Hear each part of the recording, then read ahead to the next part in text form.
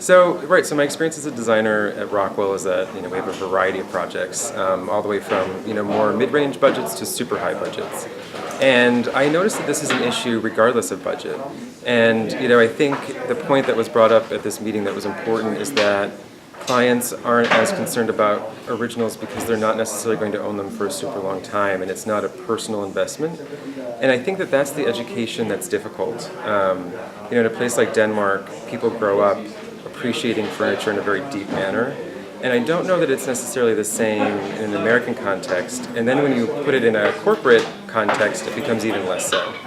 And so I think, as a designer, the way that I tend to handle these situations is if the client ends up not being able to afford the product, and there isn't a cheaper version available from the same manufacturer, I always recommend that they just specify something new. And I do that because I do believe in the integrity of the product. And so I think, in order for us to move forward and really change the point of view, it's a little bit of a cultural change. And as a designer, I always try to sort of educate the consumer about what we're specifying.